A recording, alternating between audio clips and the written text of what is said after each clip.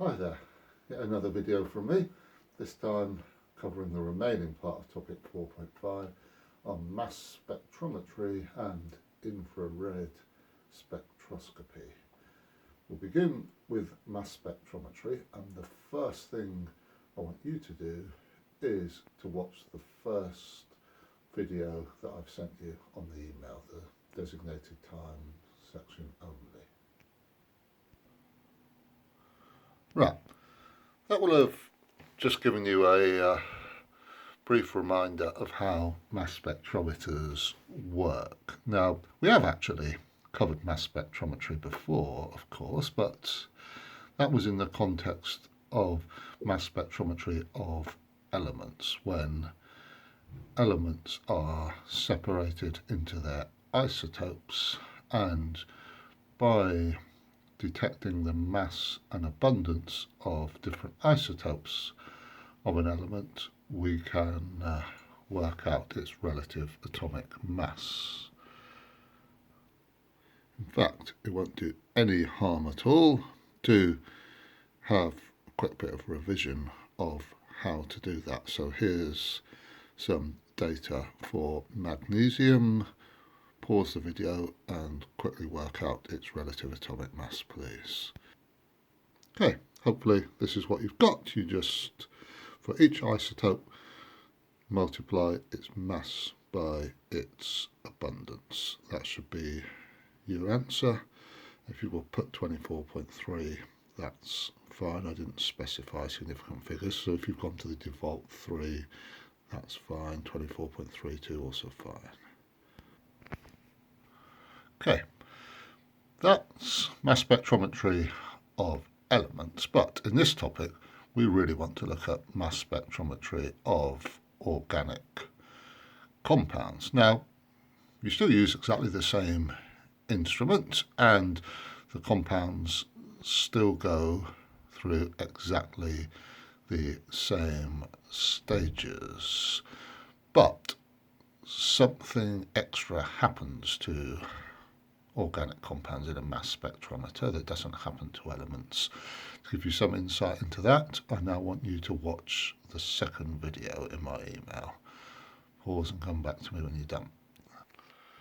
Okay, hopefully you've picked up from that when organic compounds are passed through a mass spectrometer, they're still bombarded with high energy electrons, just like elements are, and those high energy electrons can knock an electron out of the compound, turning it into a positive ion.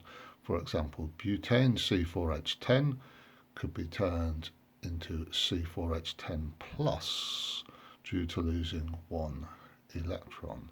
However, as you have also hopefully learned, those high energy electrons need not only knock out an electron from a molecule, they can actually cause the molecule to break apart. Let's have a look at the structure of butane.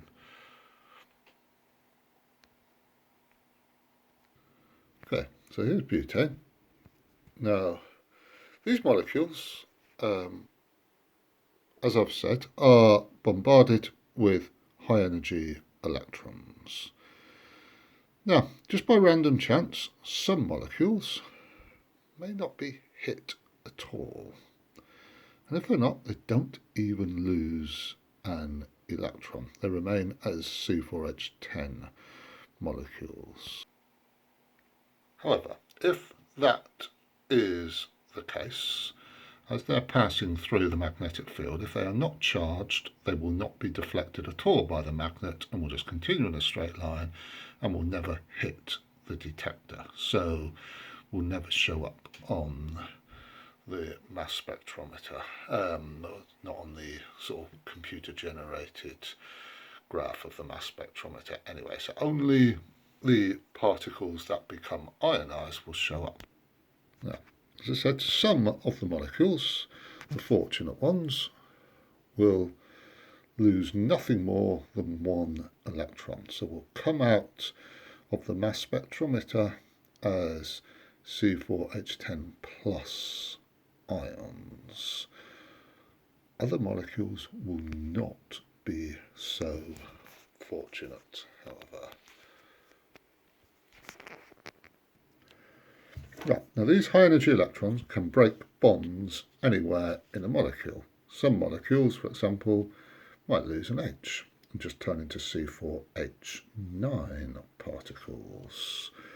And any of these H bonds could in theory be broken, but actually the bonds that are most likely to get broken are the C to C bonds. Those are the ones that are more exposed. Now, if these high energy electrons break a bond just here, what are we going to be left with? We would have a CH3 particle from this part of the molecule. The remainder of it would be C3H7. They would still have, and these are called fragment ions, they will still have positive charges because they would also, in addition to breaking that bond, have had to have lost an electron.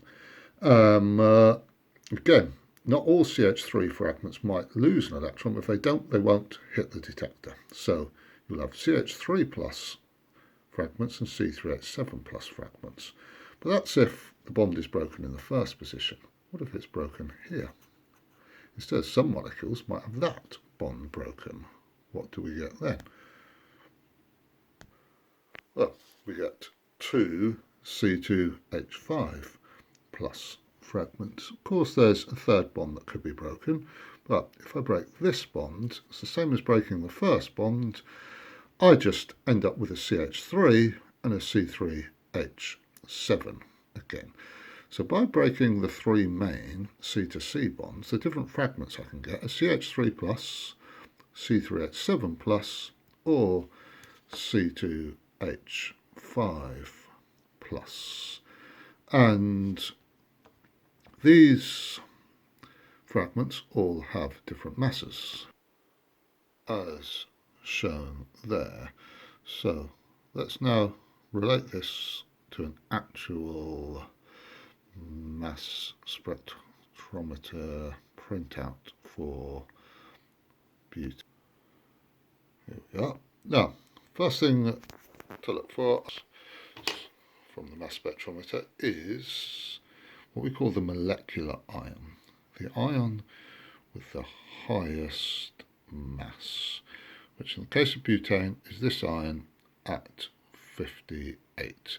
That is what we call the molecular ion, sometimes abbreviated to capital M ion. Now, those will of course be the intact molecules, the ones that did not get broken at any of those three bond positions, but simply lost an electron only. Hence, they have the mass of 58. And if you're asked what is responsible for that, and you write C4H10, you will get a big red cross for your troubles. If you write C4H10 plus, the plus doesn't have to be in a red circle. I've done it just to emphasise it. If you write C4H10 plus, you get a nice big red tick. Now, interestingly, actually, I said you look for the bond that's furthest to the right, but those of you as sharp-eyed would say, wait a minute, isn't there another tiny peak 1 unit further to the right with a mass of 59? There is. Sometimes there is a tiny peak 1 unit further to the right of the molecular ion. So when I say we look for the peak that's furthest to the right, you look for the peak that's furthest to the right, but ignoring a tiny peak that's 1 unit further on. But why is that peak there? I say we ignore it, but we're proper scientists. I'd like to think you all are. You won't accept me saying just ignore it. I want you to be saying, well, what's responsible for that peak? I don't want to just ignore it. I want to know what causes it. Yeah, pause the video for a minute. Can you think how you can possibly get a peak or a particle with a mass of 59 out of butane? Do not come up with the suggestion, please, that somehow a butane gains an extra hydrogen. We can't end up with C4H11. It's not that. See if you can come up with it, or even look it up. Right, that peak we call the M+1 ion, the capital M+1, is actually due to the presence of carbon-13 isotopes as one of the 4 atoms in butane. Now 1% of carbon atoms are carbon-13 atoms. So some butane molecules, just by random chance, will contain one of their 4 carbon atoms as a carbon-13 atom and will have a mass of 59. Some of you, the sharp thinking ones, and I hope to think that's many of you, will say, wait a minute, can't you have 2 carbon-13s in the same molecule? You can, if you've got enough molecules, and you certainly would have. We know that there'd be billions and billions of molecules, even in a tiny sample of butane. Surely some molecules have 2 carbon-13 atoms by a random chance. They do. Some molecules would inevitably have all 4 being carbon-13. So why don't we get peaks at 60, 61, 62? Well, the answer is there would be such a tiny, tiny number of particles containing 2 or more carbon-13s that their peaks would just not show up. They would be so insignificant in height that they're not going to show up. Anyway, more importantly, let's look at the rest of it, this mass spectrometer. Now, let's just remind you, we're expecting these fragments to have been formed in the mass spectrometer, and sure enough, we do indeed find those. There is a big peak at 43 for a C3H7 fragment, at 29 for a C2H5, and at 15 for a CH3+. Loads of other fragments as well, by the way, loads of other peaks. You might be thinking, what are these due to? I wouldn't worry about them. I remember asking someone from the University of Bristol about this, saying, sometimes you get strange peaks that it's hard to account for in mass spectrometers. And he was saying, yes, sometimes, peaks can sort of be, or bonds can be blasted apart several times, and you can form a C2H5 peak or a C3H7 peak, and then an extra H can be blasted off that or something. Sometimes these fragments can recombine with each other inside the mass spectrometer to form strange species. And what he said to me is, even us experts never try to account for every single peak in a mass spectrometer. We just look at the most prominent ones and use them to work out what molecule we've got. So that's butane. Right, now let's compare that with methyl propane. Methyl propane, still C4H10, RMM of 58, but it is an isomer of butane. And that means different fragments would be formed within the mass spectrometer. Now, we could break apart this molecule at various points, just like with butane. If we break it here, we again get a CH3 fragment and a C3H7 fragment as shown there. Now, we could also break the molecule there, but if I do that, I still get a CH3. The rest of this would be intact, and you still have C3H7. Now, I could do the same with this N bond. Break it just there, still get a CH3 and a C3H7. So we expect these 2 fragments to still be present, but what you don't get out of methyl propane is a C2H5 fragment by breaking it at any point. You might think, could you break 2 bonds? Well, some unfortunate molecules might be blasted apart twice, yeah, but that would still just form a CH3 there, a CH3 here, and a C2H4. You're not going to get a C2H5 easily out of methyl propane. So when we look at the printout, we've again got the molecular ion at 58. We expect that. That's still C4H10 plus, remember. And we've got the fragments that we've just pointed out, C3H7 plus at 43, CH3 plus at 15. Note that unlike butane with a large peak at 29, methyl propane does not have a large peak at 29. There's a tiny peak, must be again formed due to recombination of fragments that I mentioned before, but you don't get a significant peak at 29 in methyl propane, and that's how you could distinguish these two isomers from each other in a mass spectrometer. They both have molecular ion at 58. They both have peaks at 43 and 15, but it's the peak at 29 that allows you to distinguish them. Note methyl propane actually has a larger peak at 28 as well than butane, which has a tiny peak only at 28. Okay, that's it for mass spectrometry. What I'd now like you to do is watch the video on infrared spectroscopy, which I sent you in the email. Come back to me when you're done with that. At this point, I'd also like you to go onto Moodle and open a document from there called the data sheet. In fact, I'll send you a copy of that data sheet with the email anyway, and also open the other document which I've also included with the email, examples of IR and mass spectra. Now, the data sheet I've sent you actually is a full copy of the data sheet that you get in the chemistry exam. It's got 4 pages on, but it's only this page that's of relevance to us. So if you're looking at it, and even more so if you're printing it off, only print off this page. This reminds you, by the way, of what you get in the exam. So you can see what you need not remember.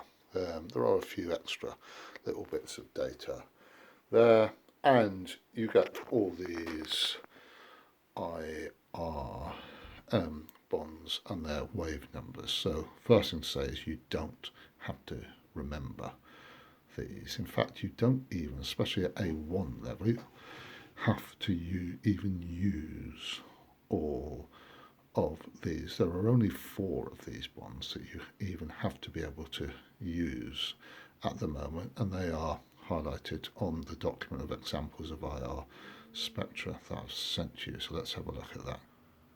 Now, these are the 4 bonds that you have to be able to use, and we'll look at the types of compounds you're expected to identify from IR spectra. But firstly, you'd be expected to pick out aldehydes or ketones. There is an umbrella term covering aldehydes or ketones, and that is the term carbonyl compound. Carbon with YL on the end. Carbonyl compound just saves us saying aldehyde or ketone. Now, carbonyls contain a C double bond O as their crucial sort of part of either their entire functional group or a crucial part of their functional group.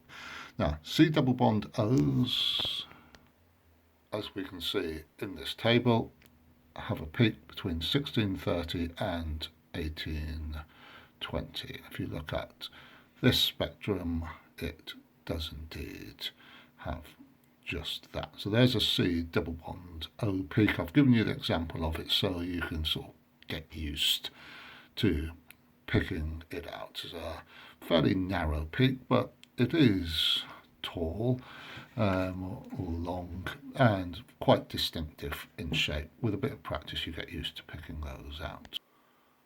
Second peak, the OH of an alcohol, we can see there it's between 3,200 and 3,600, and there it is. You can see that fairly broad peak within the range specified. Now, if it's an OH and a carboxylic acid, see how it's a really broad peak, 2,5 to 3,3. And if it's a carboxylic acid, it would of course also have a C double bond O. So here's the spectrum for an acid. C double bond O is indeed there, and that really broad OH acid. It's important when you're identifying OH peaks on the IR spectrum, you don't just write this is an OH, you have to say this is an OH acid or this is an OH alcohol, because they are completely different, of course. Now, apart from being able to pick out a carbonyl, an alcohol, or an acid, the only other type of compound you may be able to pick out from an IR spectrum is a hydrocarbon. Now, for a compound to be a hydrocarbon, it must contain carbon and hydrogen only, of course, and therefore it could be an alkane or an alkene. So saying it's a hydrocarbon doesn't state which of those two it is, but if from an IR spectrum we note that none of the top 3 bonds here are present, then our obvious suspicion is it's a hydrocarbon. Of course, some of you can think, well, couldn't it be a haloalkane? Should we rule out that? Strictly, of course, we should. Just because it doesn't have those top 3 bonds doesn't automatically mean it's definitely a hydrocarbon. But for the purposes of A1 chemistry, it does, because the only compounds you will be asked to interpret are carbonyls, carboxylic acids, alcohols, or hydrocarbons. So as far as you're concerned, if it doesn't have the top 3 bonds, it's virtually certain to be a hydrocarbon. Just to make sure it definitely is a hydrocarbon, we just look for the presence of a CH bond. Now, CH bonds are usually, of course, of no interest to us, because, of course, if you were working in an IR spectroscopy lab and your boss comes to you and says, I've got an unknown organic compound here, analyse it for me, will you? And you come back to him half an hour later and say, boss, I've got a crucial piece of information for you, a vital clue. This compound contains a CH bond. He'd give you a clip round the ear, fire you on the spot, of course, with a big rant. What do you mean it's got a CH bond? How is that of any interest to me? Every single organic compound in existence has a CH bond, you fool. That doesn't provide me with anything useful at all. Now, and usually it's not. They don't. Finding a CH bond is of no interest to us at all. The only time we look for them is just if in the absence of the top 3 bonds we expect a compound is a hydrocarbon, just to make sure we look for the presence of a CH bond. Sure enough, here is the IR spectrum for a hydrocarbon. No C double bond O, no OH acid or alcohol, but there is a CH bond in the specified range. Before we finish, it is worth me pointing out that IR spectroscopy can only identify the homologous series present. From this, you can only state, right, this is an alcohol, this is an acid, etc. You cannot state which precise compound it is. So it's of limited value. You can't say this is definitely ethanoic acid or propanol or anything from an IR spectrum. You can just say it's an alcohol or an acid. So you might think it's not that useful. It is, however, the easiest and quickest way to tell which homologous series something belongs to. So it's not going to fully identify a compound by itself, but it is the most convenient first step. Once you've identified something as, say, an alcohol, to confirm which alcohol it is, you would need the mass spectrum as well for that compound. And that would, of course, give you the molar mass, and you possibly have to look at the fragments as well to confirm which isomer it is. So often you have to use both of these types of spectroscopy in combination to fully identify a compound, and a couple of the questions on the 4.5 question sheet get you to do just that. Okay, that's just about it for today's video. Hopefully with this you can now go on and complete all of topic 4.5. You can do the question sheet, multiple choice questions, revise it, and then do the test as usual. Okay, that will do for today. And that actually completes the entire first year syllabus for A-level chemistry. I should state we always intended to try to complete it by Easter anyway. It's a shame we've had to do the last couple of bits at home, but hopefully you've managed to get through it all. You, at least mostly, really good, hard-working and very intelligent students. So hopefully with the videos plus your own intelligence and hard work, you've managed to get through all of these topics and get through the entire syllabus. Doesn't mean we've done all our work for the year. I will send you further emails with sort of some revision work, which is we'd actually been planning to do revision work for the first 3 weeks after the Easter holidays anyway, and we'll still stick to doing that. It'll just have to be done at home probably instead of in college. Okay, all the best everyone, bye now.